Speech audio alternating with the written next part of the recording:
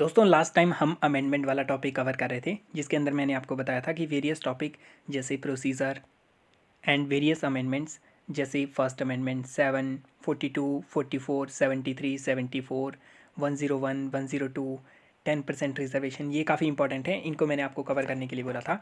अब आज हम इन्हीं में से एक और क्वेश्चन देखेंगे। फर्स्ट हमने क्वेश्चन देखा था प्रोसीजर वाले टॉपिक से। आज हम क्वेश्चन देखेंगे किस तरीके से 102 अमेंडमेंट के अंदर में क्वेश्चन पूछे जा सकते हैं।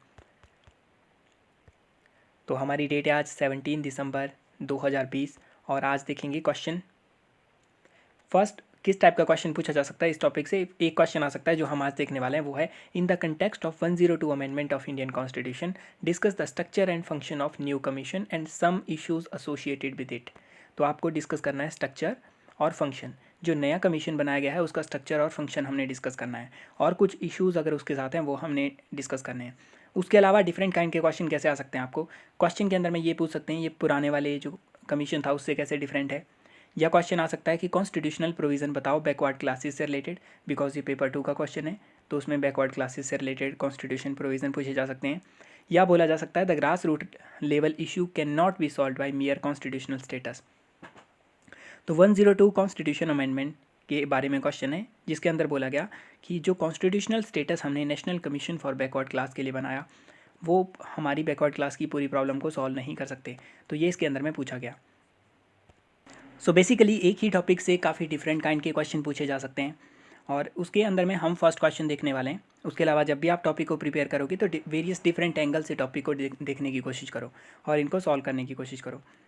तो अगर स्टार्ट करेंगे इसके अंदर में, तो इंट्रोडक्शन के अंदर में आप एक लाइन के अंदर इंट्रोड्यूस कर सकते हो, या अगर 250 वर्ड के अंदर पूछा गया तो थोड़े और ज़्यादा आप इसमें पॉइंट ऐड कर सकते हो। जैसे आप बोलोगे 102 कॉन्स्टिट्यूशन अमेंडमेंट जो 2018 में की गई। उससे पहले मैं आपको थोड़ा सा बैकग्राउंड बता देता हूँ इसके बारे में ताकि आपको समझ आ जाए। बेसिकली इंडिया के अंदर में सोसाइटी काफ़ी स्ट्रेटिफाइड तरीके की हुआ करती थी जिसके अंदर में काफ़ी सारे डिवीज़न थे। और बेसिक जो हमारा डिवीज़न जो आज भी प्रेजेंट है वो है क्लास का डिवीज़न, जिसके अंदर में रिच और पुअर आप समझ सकते हो। ठीक है, रिच और पुअर होने के काफ़ी कारण हो सकते हैं इसके अंदर में, ठीक है, हिस्टोरिक तरीके से। लेकिन रिच और पुअर के बीच में काफ़ी सारा डिवाइड इसमें देखने को मिलता है। तो जब हम इनको आइडेंटिफाई करने लगते हैं कौन पीपल पुअर हैं, किस पीपल ने प्रोग्रेस कर ली, तो हम देखते हैं कौन से ज़्यादा एजुकेशन के अंदर हैं, कौन ज़्यादा जॉब के अंदर में लगे हुए हैं। और काफ़ी सारे लोग हमारे ऐसे होंगे जिनको जॉब वगैरह या एजुकेशन के अंदर में उतनी ज़्यादा उनको पार्टिसिपेशन नहीं मिली होगी। तो ऐसे वर्गों को आइडेंटिफाई करने के लिए हम देखते हैं वेरियस तरीके के डिवीज़न जो सोसाइटी के अंदर हैं। जैसे आज़ादी के समय हमारे एससी शेड्यूल कास्ट, जिनको दलित बोला जाएगा और डिप्रेस्ड क्लासेस बोला जाएगा, तो उनको हमने आइडेंटिफाई कर लिया और उनकी डेवलपमेंट के लिए हमारे द्वारा बोला गया कि हम आपको रिजर्वेशन दे रहे हैं। ठीक है, तो आपको 15% के करीब में रिजर्वेशन आपको दे दी गई कि ठीक है ये आपको रिजर्वेशन मिली। फिर दूसरा वर्ग देखा गया एसटी, और उनको बोला गया उनको भी हमारे पास में 7.5% के करीब में रिजर्वेशन दे दी गई। अब इन वर्गों को हमारे रिजर्वेशन मिली जिसके अंदर में आपको स्कूल या एजुकेशन के अंदर में, यूनिवर्सिटी वगैरह के अंदर में, और दूसरा जॉब के अंदर में, वेरियस गवर्नमेंट जॉब के अंदर में रिजर्वेशन मिली। अब उसके बाद में हमारी ये कम्युनिटी तो इसके अंदर में आ जाती हैं, लेकिन इसके अलावा भी हमारी कुछ ऐसी कम्युनिटी थी जो कि बैकवर्ड थी, मतलब जो पुअर थी, उस केस के अंदर में उनकी रिप्रेजेंटेशन अच्छे से नहीं हुई थी, लेकिन वो इन वर्गों में नहीं आते थे, वो एससी एसटी में कवर नहीं होते थे। तो उनके लिए कॉन्स्टिट्यूशन के अंदर प्रोविज़न किया गया था आर्टिकल 340 के अंदर में, जिसमें बोला गया था ऐसे वर्गों को हमारे द्वारा उनके बारे में आप कमीशन बनाओ और कमीशन रिकमेंडेशन देगा ऐसे वर्गों के लिए क्या करना चाहिए। तो उसके लिए हमारे द्वारा कमीशन बनाया गया 1950s के अंदर में, जिसका नाम था काका कालेकर कमीशन। 1970s के अंदर में बीपी मंडल कमीशन, ये 2 कमीशन उसके बाद में बनाए गए आर्टिकल 340 के अनुसार। मंडल कमीशन के द्वारा बोला गया जो हमारी बैकवर्ड क्लासेस हैं, जिनको हम बोलेंगे other backward classes. Other backward classes मतलब एससी एसटी के बाद में छोड़ के अदर बैकवर्ड क्लासेस आ जाएंगी। अब यहाँ पे आपको समझना पड़ेगा एससी एसटी, एससी के अंदर में हमारे प्राइमरली हिंदू आएंगे, ठीक है, और भी रिलीजन के अंदर में थोड़े बहुत होंगे लेकिन प्राइमरली हिंदू क्लास इसमें आएगी। एसटी के अंदर में मिक्सचर है बट इसके अंदर में भी हमें मोस्टली हिंदू देखने को मिलेंगे। लेकिन ओबीसी या इनके अंदर में भी हम बात करते हैं तो ये वाले जो हमारे हिंदू होंगे डिप्रेस्ड क्लासेस वाले हिंदू होंगे, और इसके अंदर में हमारे डिप्रेस्ड भी आ जाएंगे प्लस वेरियस काइंड के जिनको टेक्नोलॉजिकल बैकवर्डनेस है वो भी एसटी के अंदर आ जाएंगे। लेकिन ओबीसी के अंदर में अदर जो बैकवर्ड क्लासेस हैं इसके अंदर में काफ़ी बड़ा मिक्सचर है। इसमें हमें हिंदू देखने को मिलेंगे, मुस्लिम देखने को मिलेंगे, सिख देखने को मिलेंगे, जैन, बुद्धिस्ट, कोई भी देखने को इसके अंदर में मिल सकता है। इसके अंदर में हमारा उस टाइप का डिवीज़न देखने को नहीं मिलता। तो रिजर्वेशन जब इनको दी गई तो वेरियस क्लासेस को इसमें कवर कर लिया गया, हिंदू, मुस्लिम, जो भी मतलब अब बैकवर्ड क्लासेस में आ रहे थे उन सबको इसमें डाल दिया गया। अब ओबीसी को इसमें डालने के लिए बीपी मंडल ने बोला, उस समय 27% इनको रिजर्वेशन देने के लिए बोला। अब वो काफ़ी ज़्यादा थी, उसके लिए कौन उसमें रिस्क लेता। तो 1990s के अंदर में इसमें रिस्क लिया गया। हमारे प्रधानमंत्री जिनका मतलब कार्यकाल जाने वाला था, तो उन्होंने सोचा कि जाते जाते बाउंसर मारेंगे, और उनके द्वारा बाउंसर मारा गया और बीपी मंडल के द्वारा जो रिकमेंडेशन दी गई थी उसमें रिजर्वेशन दे दी। अब जैसे ही उन्होंने 27% रिजर्वेशन दे दी, उसको चैलेंज किया गया सुप्रीम कोर्ट के अंदर में, और सुप्रीम कोर्ट के अंदर में 1992 में इंदिरा साहनी जजमेंट, उसके अंदर में सुप्रीम कोर्ट ने बोला कि जो 27% है वो अच्छी बात है, चलो दे दी, अच्छी बात है ओबीसी के लिए रिजर्वेशन। लेकिन आप क्या करो, सबके लिए आप रिजर्वेशन नहीं हो सकती। जैसे ओबीसी की अगर पॉपुलेशन की बात करेंगे अराउंड 40-45% के करीब होगी, तो आप सबको नहीं दे सकते कि सबको उसके अंदर इंक्लूड कर दो। इसमें सुप्रीम कोर्ट ने बोला क्रीमी लेयर का कंसेप्ट लेके आओ, कि जो ओबीसी के अंदर में हमारे ज़्यादा वेल ऑफ फैमिलीज़ हैं उनको एक्सक्लूड कर दिया जाए। तो क्रीमी लेयर का कंसेप्ट अगर आपसे क्वेश्चन आता है कि व्हाट इज़ क्रीमी लेयर, कहाँ पे इसका ओरिजिन हुआ, ट्रेस करो उसका ओरिजिन और इवोल्यूशन, तो आपको पता चलेगा इंदिरा साहनी जजमेंट से। क्रीमी लेयर का कंसेप्ट आता है, ये इनके द्वारा बोला गया, प्लस सुप्रीम कोर्ट के द्वारा बोला गया 50% से ऊपर रिजर्वेशन आप नहीं दे सकते। इस जजमेंट के अंदर इंदिरा साहनी के अंदर बोला गया। प्लस इंदिरा साहनी में ये भी बोला गया SC ST रिजर्वेशन के अंदर में क्रीमी लेयर लेके आओ, जो सरकारें नहीं लेके आई, लेकिन उस समय बोला गया था। प्लस इसी के अंदर में बोला गया कि एक नेशनल कमीशन बनाओ बैकवर्ड क्लासेस के लिए, जो कि क्या काम करेगा, इनकी प्रॉब्लम वगैरह को सुनेगा, प्लस ये जो क्रीमी लेयर है इसमें वो हेल्प करेगा, किस किस को ओबीसी में इंक्लूड करना है उसमें वो हेल्प करेगा। तो ये सब इंदिरा साहनी 1992 के अंदर में सुप्रीम कोर्ट के द्वारा बोला गया। इसमें से क्रीमी लेयर को सरकार के द्वारा बनाया गया, लेकिन उसमें भी 8 लाख रखा गया, जो 8 लाख से ज़्यादा कमा रहे हैं, जो कि मतलब काफ़ी ज़्यादा है। तो सरकार ने उसके अंदर में मतलब अच्छे से इंप्लीमेंट नहीं किया। SC ST को बोला गया कि इनको, इनके लिए आप मतलब क्रीमी लेयर लेके आओ, स्पेशली SCs के लिए। उसके अंदर में भी सरकार ने कुछ नहीं किया, ठीक है। उसके अंदर में भी हमारा रिसेंट में जब आप देखोगे 2006 में नागराज केस के अंदर में, और रिसेंट के अंदर में जर्नैल केस के अंदर में, तो वो आपको देखना पड़ेगा, रिलेट करना पड़ेगा कि उनके अंदर में यही कंसेप्ट चल रहा है कि इंदिरा साहनी में बोला गया कि आप क्रीमी लेयर लेके आओ, तो वो आपको थोड़ा स्टडी करना पड़ेगा। लेकिन ये हमारे पास में 5 चीज़ें बोली गई। तो 27% रिजर्वेशन को अपहेल्ड किया गया, लेकिन बोला गया 50% से ज़्यादा रिजर्वेशन नहीं हो सकती, SC ST OBC या किसी को भी दो, 50% से ज़्यादा नहीं हो सकती। इसको भी हमारी गवर्नमेंट के द्वारा 103 अमेंडमेंट जो की गई, जिसमें 10% इकोनॉमिक वीकर सेक्शन को दे दी गई रिजर्वेशन रिसेंट में, उससे इसको भी ब्रीच कर दिया गया, ठीक है। तो इसके अंदर में हमारे सुप्रीम कोर्ट ने ये बोला। अब सुप्रीम कोर्ट के ये बोलने के बाद, इंदिरा साहनी के बाद में 1993 के अंदर में एक एक्ट पास किया जाता है और एक नेशनल कमीशन बना दिया जाता है। लेकिन ये स्टैट्यूटरी बॉडी थी, बिकॉज ये एक्ट से बनी थी, और स्टैट्यूटरी अगर कोई बॉडी है तो उसके पास में पावर थोड़ी कम होती है as compare to constitutional body, उनके पास में पावर थोड़ी कम होती है। प्लस इसके अंदर में एक और प्रॉब्लम ये आ रही थी कि जो ग्रीवेंसेस थी हमारे ओबीसी से रिलेटेड, वो हमारा नेशनल कमीशन ऑन SC उसके द्वारा ही सुनी जा रही थी। मतलब इनके पास में काफ़ी कम पावर थी। तो national commission on SC and ST हमारे 2 कॉन्स्टिट्यूशनल बॉडीज़ हैं, ठीक है। ये हमारी कॉन्स्टिट्यूशनल है, but national commission for other backward classes ये हमारी नॉन कॉन्स्टिट्यूशनल स्टैट्यूटरी बॉडी थी। लेकिन 2017 के अंदर एक बिल पास किया जाता है, जो कि 123rd कॉन्स्टिट्यूशन अमेंडमेंट बिल था और 102वां एक्ट था, ठीक है। बिल तो काफ़ी आते हैं, अगर बिल जो है पास ना हो पाए तो वो बिल ही रहेगा, मतलब वो एक्ट नहीं बनेगा। तो बिल 123rd था, लेकिन एक्ट ये हमारा 102 था। तो 102 आपको याद रखना है, बस इसको याद नहीं रखना बिल कौन सा था, एक्ट याद रखना है। उसको पास किया गया और बोला गया कि इसको हम कॉन्स्टिट्यूशनल स्टेटस प्रोवाइड करवाएंगे, इसीलिए ये इंपॉर्टेंट है। तो आप बताओगे 102 अमेंडमेंट की गई 2018 में, national commission for backward class create किया गया। फिर आप इसके बारे में स्ट्रक्चर बता दोगे इसका, कि इसमें एक चेयरमैन, वाइस चेयरमैन और 3 मेंबर। स्ट्रक्चर सेम है, national commission for SC ST OBC structure same है, इसके अंदर में सेम काम किया जाएगा। एक चेयरपर्सन, वाइस चेयरपर्सन और 3, ये तो 5 पर्सन होंगे इसमें।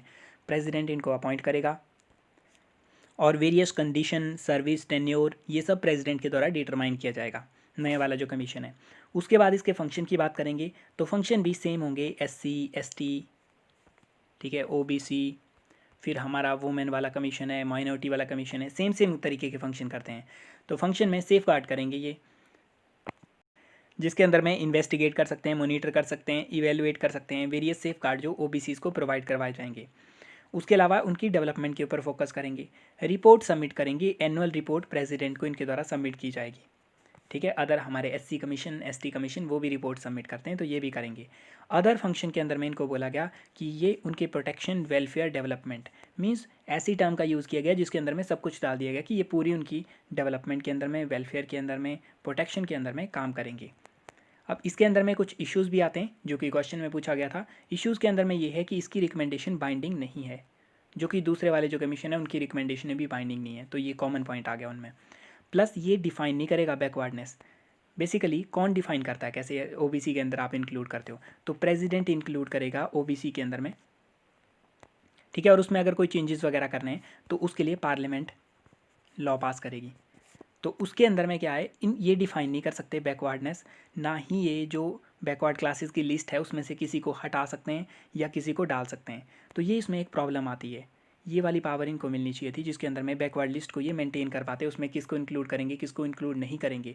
अब इसमें आपने देखा होगा काफ़ी सारी हमारे रिसेंट टाइम के अंदर में काफ़ी सारी वेरियस कास्ट कम्युनिटीज़ डिमांड करती हैं कि उनको ओबीसी स्टेटस मिले। जैसे जाट आंदोलन था, उसमें ओबीसी स्टेटस की डिमांड की जा रही थी। तो ये सब प्रॉब्लम देखने को मिलेंगी क्योंकि इसके पास में ये पावर नहीं है।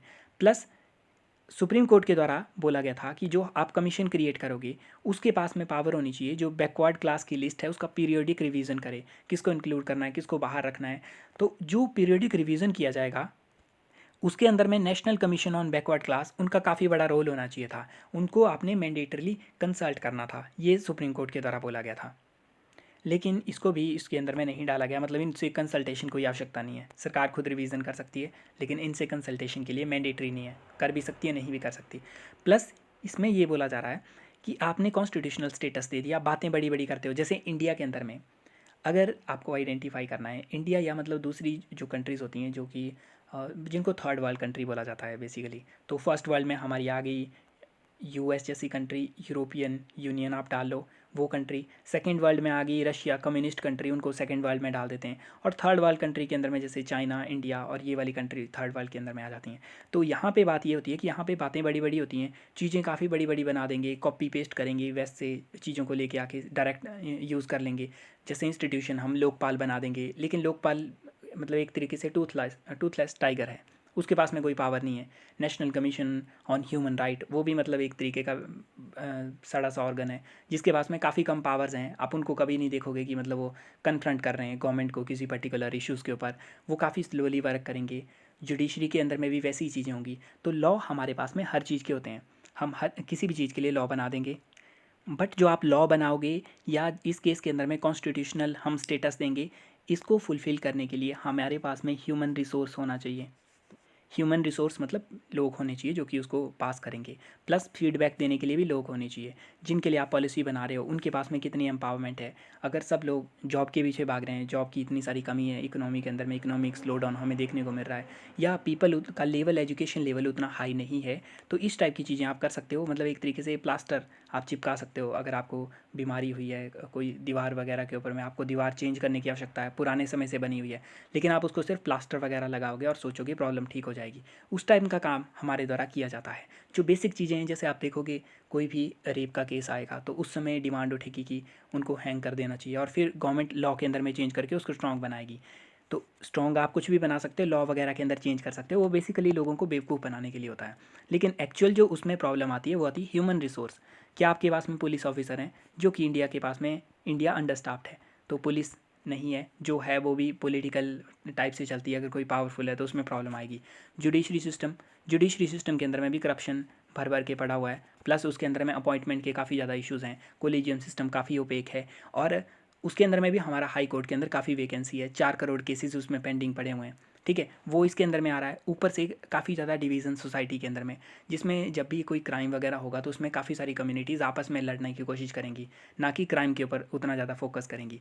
तो वही सेम इशू यहाँ पे आता है। आप कॉन्स्टिट्यूशनल स्टेटस दे दो, आप कोई कानून बना दो रेप के लिए, या आप कोई नया कानून बना दो जिसके अंदर में आप बोलोगे कि हम नए लेबर रिफॉर्म कर रहे हैं। एक्चुअल में लेबर रिफॉर्म अगर आप करोगे भी, जैसे रिसेंट में लेबर रिफॉर्म किए गए, हमारे पास में राउंड अबाउट मोर देन 140 के करीब में लेबर लॉज सेंटर और स्टेट के मिला के इतने सारे हैं। और लेबर लॉज हमारे कंकरेंट लिस्ट के अंदर में आएंगे, तो सेंटर और स्टेट दोनों लॉ बना सकते हैं। रिसेंट में हमने क्या किया, जो सेंटर के हमारे 40+ के करीब में लॉ थे उनको क्लब करके 4 कोड के अंदर में डिवाइड कर दिया, मतलब 4 लॉ बना दिए उसके लिए, उनको डिवाइड करने के लिए। लेकिन उनको इम्प्लीमेंट कौन करेगा, कैसे किया जाएगा, उसमें सबसे ज़्यादा प्रॉब्लम आती है हमारी जैसी कंट्री को, जहाँ पे ह्यूमन रिसोर्स काफ़ी पुअर होता है। तो वही यहाँ पे प्रॉब्लम आ रही है, सिर्फ आप कॉन्स्टिट्यूशन स्टेटस देने से काम नहीं बनेगा। तो जो मैंने आपको चीज़ें बताई यहाँ पे, ये आपको इनडायरेक्ट वे में जब भी यूपीएससी पेपर 2 के अंदर क्वेश्चन आते हैं, उसमें ओपिनियन बेस्ड क्वेश्चन कई बार देखने को मिलते हैं। पॉलिसीज़ के ऊपर क्वेश्चन पूछे जाते हैं, इम्प्लीमेंटेशन के ऊपर, जहाँ पे आपके पास में ओपिनियन होना चाहिए कि किस तरीके से चीज़ें हो रही हैं, और एग्जाम्पल होने चाहिए उसके लिए। उस टाइप के क्वेश्चन कई बार आ जाते हैं। कुछ क्वेश्चन डायरेक्ट होते हैं जिनके ऊपर डायरेक्ट आपको देखने को मिल जाएगा, जैसे simple national commission on backward class पूछा, तो ये डायरेक्ट क्वेश्चन होता है। लेकिन इनडायरेक्ट क्वेश्चन बोला गया कि हमारी कंट्री के अंदर में पॉलिसीज़ वगैरह काफ़ी ज़्यादा बनाई जाती हैं, लेकिन उनकी इंप्लीमेंटेशन में इश्यूज़ होते हैं, तो उसके अंदर में इस टाइप की नॉलेज आपको काफ़ी ज़्यादा महत्वपूर्ण होती है।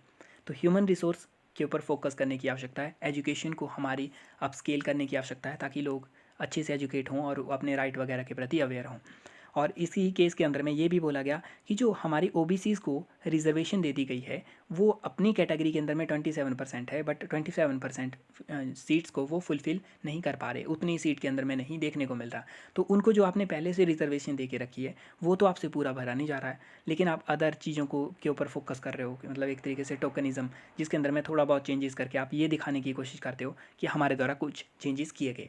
तो हमें इन चीज़ों को करने की आवश्यकता है, मीन्स एज अ इंडिविजुअल हमें करने की आवश्यकता है, और गवर्नमेंट को तो इसमें करने की आवश्यकता है। गवर्नमेंट चाहे कोई भी हो, इसमें इसके अंदर में मतलब कोई पॉलिटिकल स्टेटमेंट नहीं है, ये एज अ कंट्री हमें इन चीज़ों को देखने की आवश्यकता है। इसमें पर्टिकुलर गवर्नमेंट वगैरह की किसी गवर्नमेंट की गलती है, बेसिकली पॉलिटिशियन अपने तरीके से बिहेव करते हैं, और वो किसी पार्टी वगैरह मतलब वो सेम होते हैं। आपको चाहे कम्युनल दिखे, कास्टिस्ट पॉलिटिशियन दिखे, सभी पॉलिटिशियन के अंदर में कैलिबर होता है कि वो कितने भी कम्युनल हो सकते हैं, कितने भी वो कास्ट के अंदर में सम्मिलित हो सकते हैं। बात यह है कि सिर्फ उनको वोट कहाँ से मिलेंगे, तो जो आपको सेकुलर दिखेंगे वो भी कम्युनल हो सकते हैं, और जो कम्युनल हैं वो भी सेकुलर हो सकते हैं। उनको कहाँ पे बेनिफिट लगता है उसमें वो चीज़ें देखते हैं।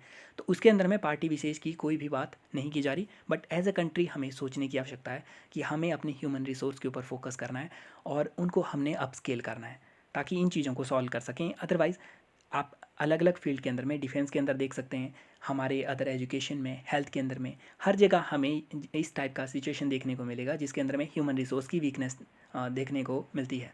तो उसे हमें अप स्केल करना है, और उससे हम सारे सेक्टर को इम्प्रूव कर सकते हैं एक साथ। अदरवाइज़ हम छोटी छोटी चीज़ें करते रहेंगे, एक सेक्टर इंप्रूव करेंगे, दूसरा इंप्रूव करेंगे, उसके अंदर में थोड़े चेंजेस लेके आएंगे, लेकिन एक्चुअल के अंदर में हम कंप्लीट प्रोग्रेस ले नहीं पाएंगे।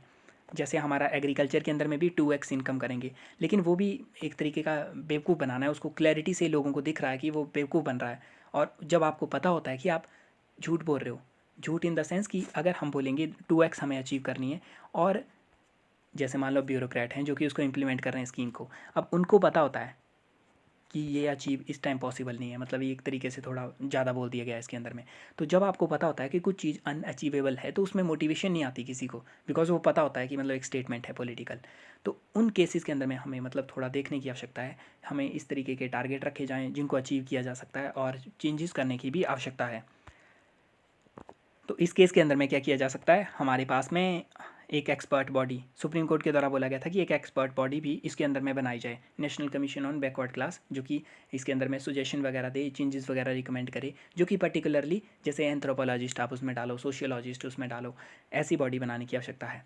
फिर इफेक्टिव इम्प्लीमेंट की जाए रिजर्वेशन, जो इकोनॉमिक वीकर सेक्शन है ओबीसी में, बेसिकली जो ओबीसी में भी काफ़ी ज़्यादा पुअर हैं, उनके ऊपर फोकस किया जाए, ऐसा बोला जा रहा है। और वोट बैंक पॉलिटिक्स से ऊपर उठ के हमें फोकस करना पड़ेगा सोशल जस्टिस के ऊपर में। तो ये सब चीज़ें हमें करने की आवश्यकता है, और इनको करने के बाद हम इसको सॉल्व कर सकते हैं।